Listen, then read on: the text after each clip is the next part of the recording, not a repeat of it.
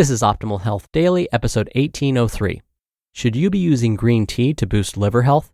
By Naomi Arnold with lesmills.com. And I'm Dr. Neil Malik.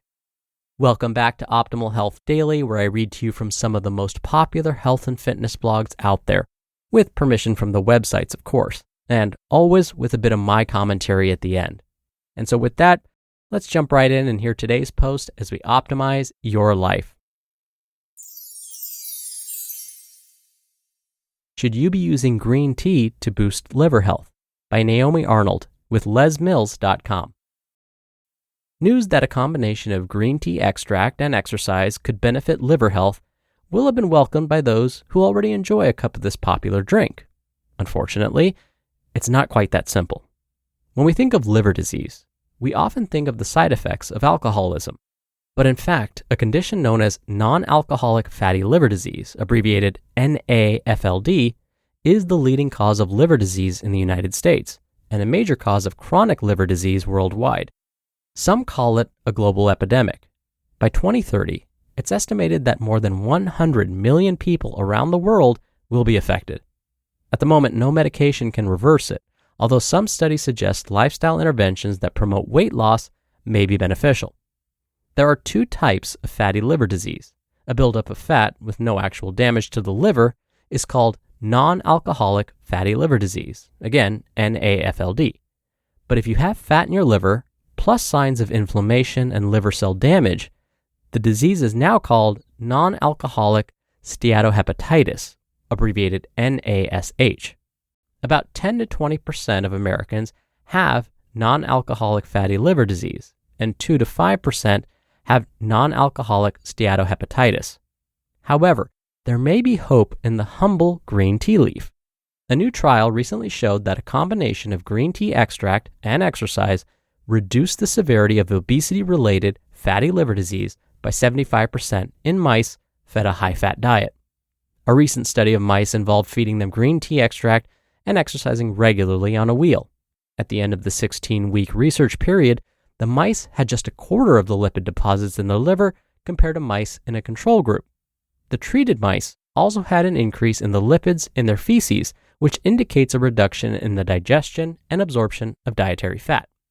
While the protocol hasn't been tested in human trials, the researchers from Pennsylvania State University say it reflects a potential health strategy for reducing fat deposits in human livers, and that other studies also suggest this link.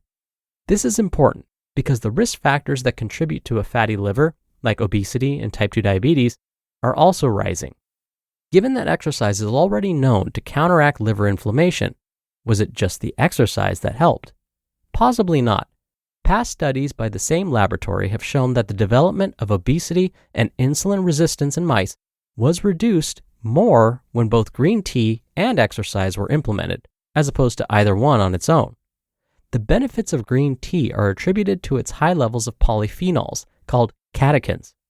As a population, we are already sold on its value. More than 12.6 billion servings were consumed in the US in 2018, and it was the 8th most popular herbal supplement sold in 2016. But don't go dumping piles of green tea extract into your morning smoothie just yet. Its powerful polyphenols can also have an adverse effect on your liver.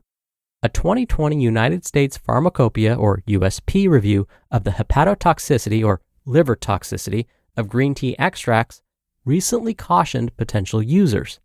The organization is an independent, not-for-profit, non-governmental pharmacopoeia, in fact, the only one in the world, and sets quality, purity, strength, and identity standards for medicines, food ingredients, and dietary supplements. First, the paper pointed out that green tea extract products may contain residues from solvents, pesticides, and impurities that are toxic to liver cells. It also introduced a cautionary labeling requirement, warning users that because of the high level of catechins in green tea extract, supplements containing the powdered decaffeinated extract shouldn't be taken on an empty stomach, nor by those with liver problems, and users should be aware of symptoms of liver trouble such as abdominal pain, dark urine, or jaundice. How about claims that green tea can help prevent cancer? A review of 142 green tea extract studies, which included more than 1.1 million participants, looked for an association between green tea consumption and a host of cancers, and didn't find much evidence. In fact, researchers concluded that evidence for consuming green tea extract and reducing the risk of cancer was inconsistent, and that cancer benefits were unproven. They also cautioned against supplementing with high-dose green tea extract due to possible adverse effects. For now, moderation would seem to be the best policy. Supplements used carefully and with exercise may one day be shown to be beneficial to human health. A steaming hot cup of green tea certainly won't hurt you, and it's still a refreshing way to enjoy a mild caffeine buzz while possibly doing your body some good. Put the kettle on. You just listened to the post titled, "Should You Be Using Green Tea to Boost Liver Health?" by Naomi Arnold with lesmills.com. Dr. Neal here for my commentary. Recently, my research focus has shifted a bit. Thanks to a colleague of mine introducing me to his work, I become more involved in studying non-alcoholic fatty liver disease in adolescents. And what we found so far is that adolescents with overweight or obesity are more likely to experience non-alcoholic fatty liver disease. And just as today's author Naomi said, when it comes to treatments, lifestyle behaviors seem to be helpful. In fact, some of our research has found that regular physical activity, a nutritious diet, which didn't usually include green tea, and weight loss can help improve this condition. Now, we haven't actually studied the effects of green tea on non-alcoholic fatty liver disease specifically. We do know that from other studies, drinking green tea regularly, so long as it's a quality product and relatively free of impurities, probably doesn't hurt. But we definitely don't want to think of it as a magical cure for any disease or condition. All right, that'll do it from me for today. Don't forget, I'll be back here tomorrow for our usual Friday Q&A, so definitely stay tuned for that, where your optimal life awaits.